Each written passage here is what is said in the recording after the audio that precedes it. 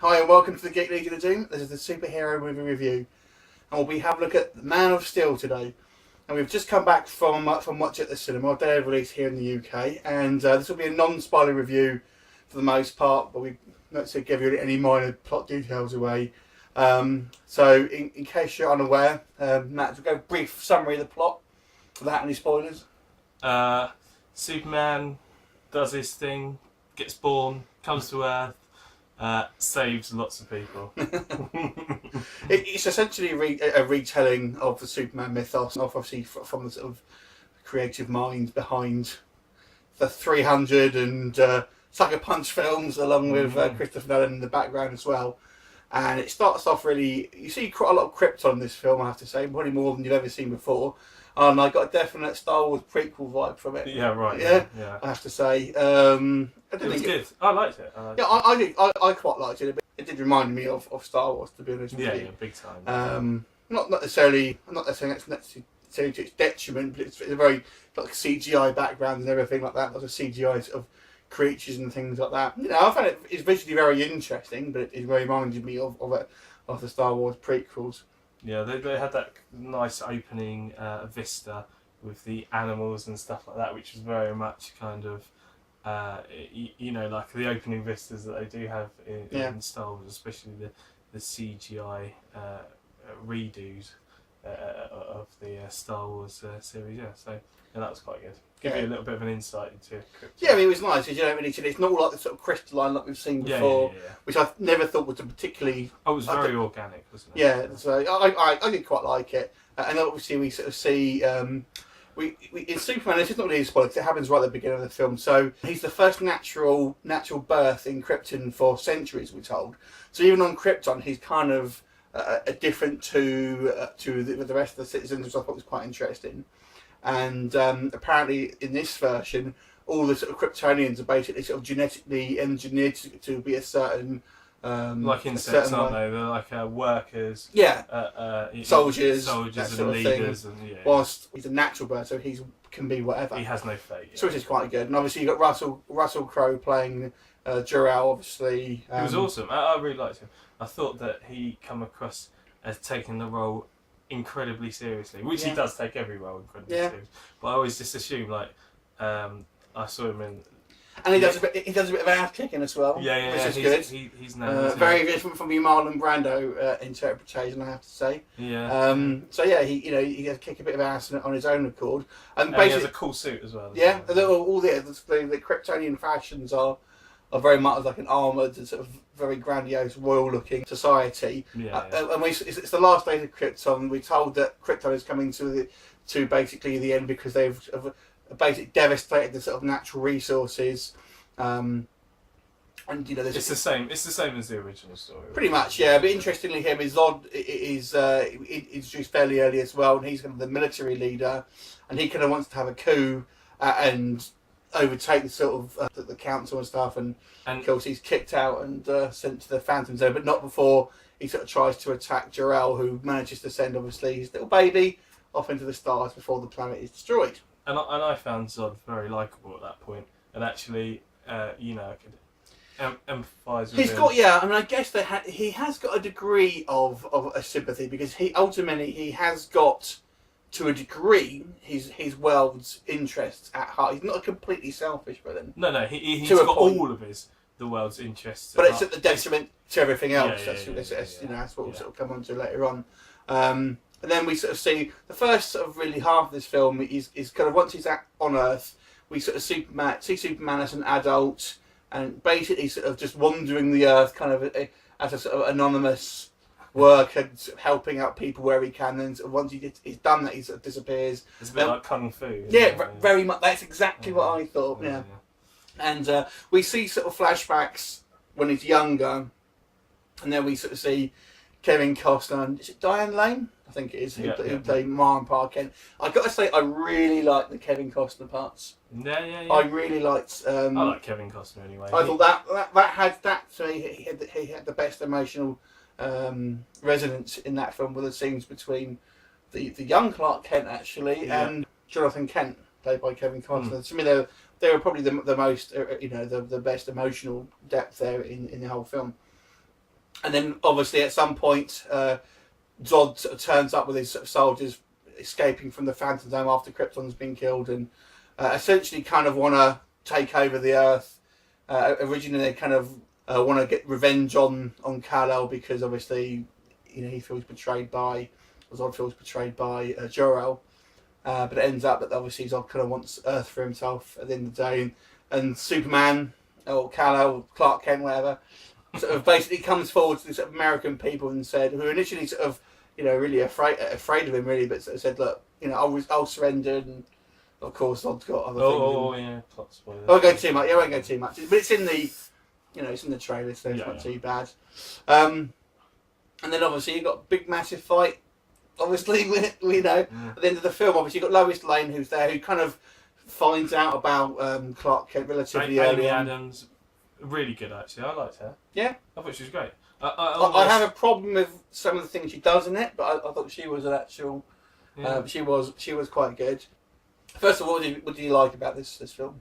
The cast was like amazing. Everyone in it was pretty fantastic, with the exception of a couple of kind of wooden bits by Cavill himself, Superman. I didn't think he was too bad. But he was doing the whole kind of cheesy American, all American. Yeah, but that's what Superman is, though, isn't it? That's the thing. Yeah. I think he was fine in the role personally. Yeah. To be fair, really and truthfully, there's never been a particular out of the three Supermans that have been. None of them have been bad. In their times, I think all three Supermans are okay. To be honest with you. But he's a difficult character to pull off to give him, because he's so sort of clean cut, and in this day and age, he's he's a difficult person or character to give him much. But I thought Henry Cavill was pretty decent. I'll tell you the bit that I didn't like was the bit where he obviously I can't say too much about it, but where he saves Lois Lane and she's falling from the sky. And then and managed to get hit by no debris. and then he's like grinning at her, all pleased and stuff. I think that was obviously the kind of point where their relationship started to develop. But I didn't feel that there was enough kind of depth in it. It was almost like those two characters could have like met in a nightclub and just been hammered and got off of each other, basically. It was kind of like, there's obviously a physical attraction here, but he doesn't know anything about her apart from the fact that she's like a bit of a stalker, isn't it? So I guess that's the very early stage. That's more to do with the screen. I think that's more towards the screenplay. I like the way that they kind of used her sort of tenaciousness as a reporter as an into finding out the kung fu part of the but I thought maybe they were a bit I think the military were kind of, they sort of just let her do loads of stuff, and for the sake of the story, they've kind of she's kind of maybe a little bit too involved in probably this very, you're talking up the top priority military stuff. And well, do they do bring her but you see in the comics or later on, Lois Lane was she was the daughter of a general, wasn't she? Well, that was retconned in the comics, but that's not mentioned here, which I thought would have been a way that maybe they could insert that, but they don't go there. What else did you like? I really liked Feora as a character. She was like the kind of, I guess, second tier bad guy, the sort of lieutenant, I suppose, to Zod. I thought she had this really sort of, to me, Michael Shannon was okay as Zod, I preferred Terrence Stamp. Terrence Stamp is the better Zod to me. But Feora, because he's a little bit chewing the scenery, kind of a little bit sort of. Well, I felt not particularly memorable, I didn't think, but I thought she was like this icy sort of cold. With such a great physical presence. She's a soldier, isn't she? Yeah. She's like a proper, or more of an assassin type sort of soldier. But what you said about Terrence Stamp, though, is that he's just all in all out evil, and to be fair, this guy looks more all out evil, if you ask me. But actually, as a character, I was kind of like, well, actually, I can see where he's kind of coming from. Yeah, there is that, and so I think he's got a lot more. sort of history that the character's got sort of a bit more And he's sort got of cooler background suits as well. Yeah, yeah. Big. They look great, and I wanted to see more of the spacesuits. They looked even cooler. Did you notice there was a really big there? Because obviously, you look at Superman 2. There's 3 of them. You've got obviously Zod, Ursula, and I think it's Non. Is that his name? The big guy with the beard in Superman 2. I'm sure it's Non. And here in this film, Zod's actually got quite a few soldiers. Well, he has an army. Fiore being the second one, but there's also a massive guy as well. Who has no face? He always wears a mask, and they don't call him Non, but I'm guessing that's meant to be him. And he's huge. He's massive. He's about 8 foot tall, isn't he? And he has quite a reasonable fight with Superman as well. But he kind of disappears. What happened to him? Yeah, he kind of disappears. There's a really cool bit where he flies through the air and tears this guy out of a jet, and it's not so much as he beats the pilot to a pulp. It is literal evisceration. Yeah, you just see spray of blood as he tears this guy out. I don't know what he does to him, but he's just it's quite far away. So, that was Zack Snyder trying to stay within the what rating did this film have? In the UK, I think it was 12. Then it would be other person. So Zack Snyder was I need some blood, and let's just destroy this bloke from a distance. But that was kind of cool. Yeah, I'll come on to again about that in just a second. But I mean, I actually thought I think this film. I will say this: we actually saw this film with 2 other people who weren't comic book fans, and their opinion was a little bit different to ours, and I think this is what you're going to get. Now, when we're doing this review, this film is at 59% of Rotten Tomatoes. I think that's a little bit unfair, I have to say, but I can, from their reaction, they kind of were a bit... The second half of this film is pretty much all action. Yeah. And their opinion of it was, God, this is dragging now. I don't think it was as bad as that. The thing, it became very much boy-centric for the second half, and as it should be. I mean, how much money do you think DC Comics has made from their female fan base? Without sounding too sexist, there's got to be a certain amount of stuff geared towards. I think, to be honest with you, but part of the issues that Superman has always had, Superman is an infinitely powerful character, but in the films he's never really been tested physically. So I think they kind of wanted to address it in this film, with obviously having a lot of sort of punchy action sequences. I have to say, I still don't know if Zod was the best way to go. No, too early, I think. I personally would have gone for a whole new villain because, I don't know. I mean, he's very different from Superman 2, but even so, I still maybe would have gone with a villain that people haven't seen before to make it that sort of point of difference. To be honest with you, there you go. I still, he wasn't a bad stuff. I'm glad they didn't go with Lex Luthor. Although he's blatantly going to be obviously in the second one.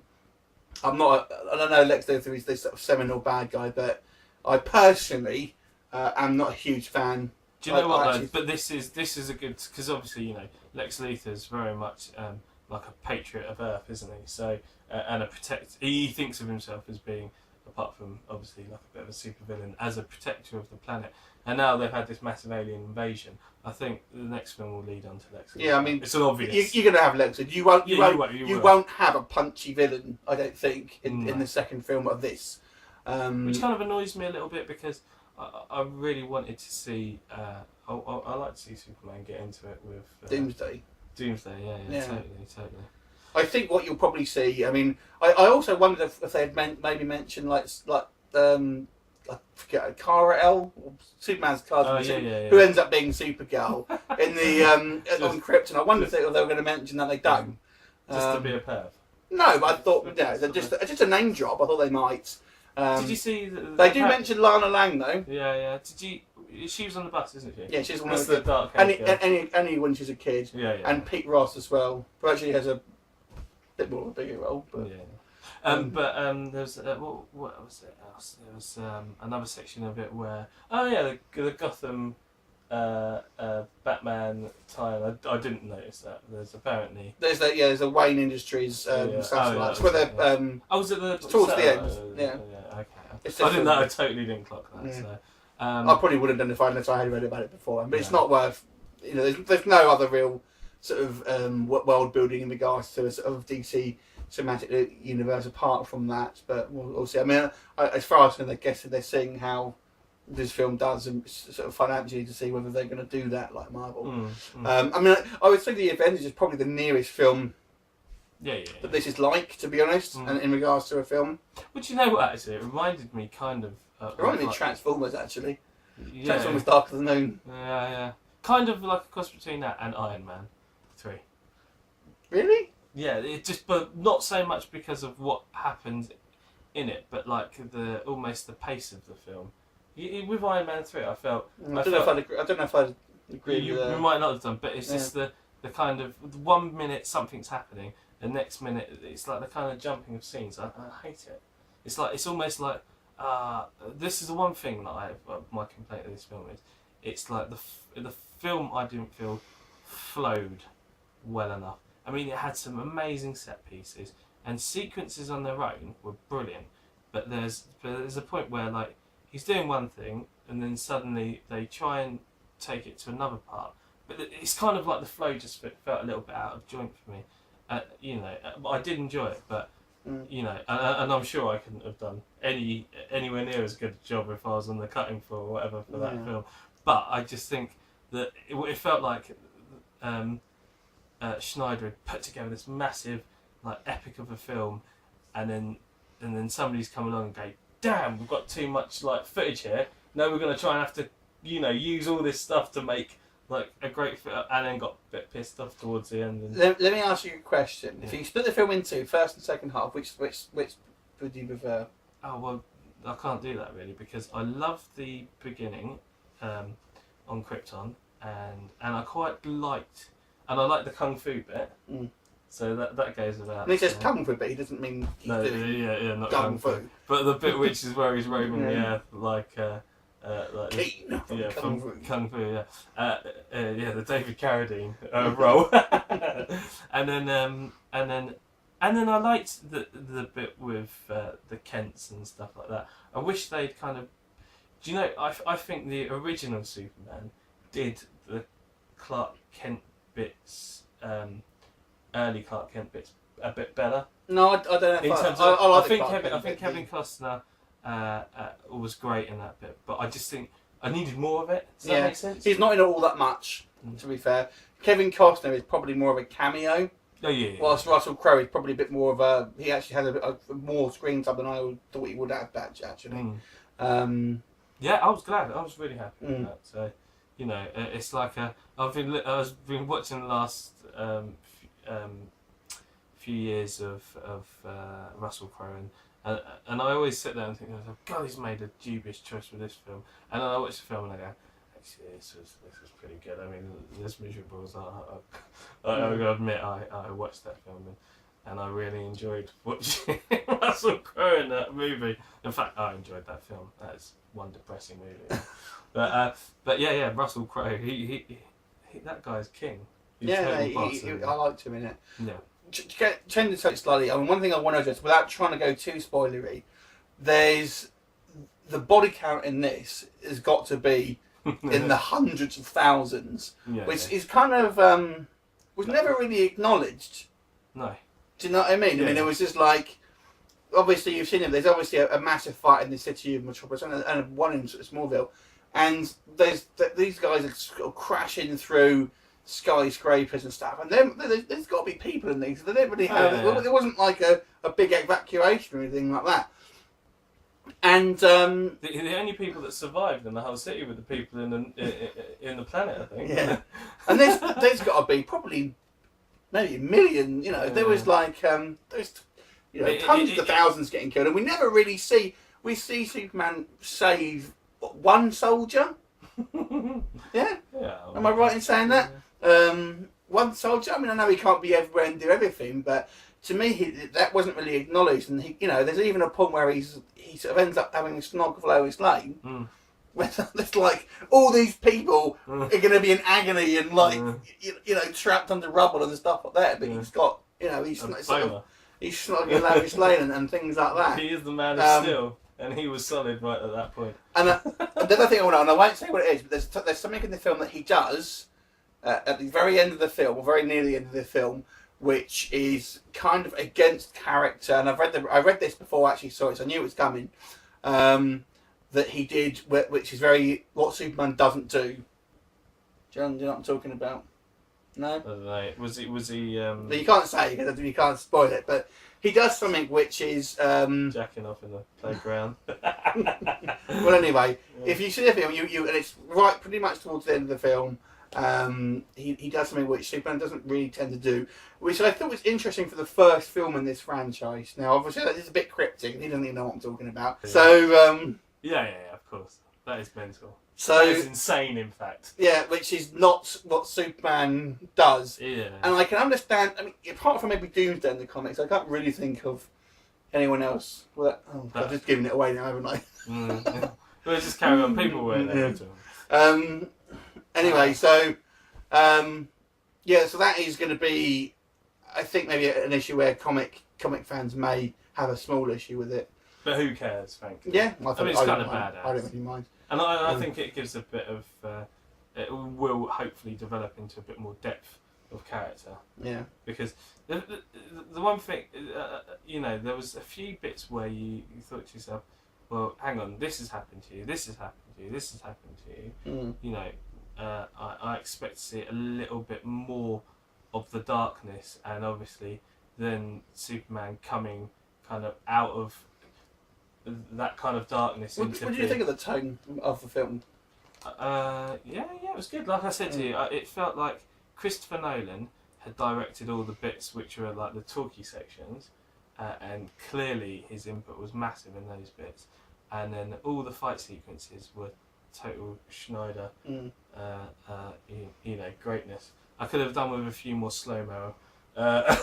He's kind of he's held off that bit. Yeah, he totally held off on that. Yeah, he's obviously aware of his criticism. Right, but it's not. I don't think it was a criticism. I love that. I love it.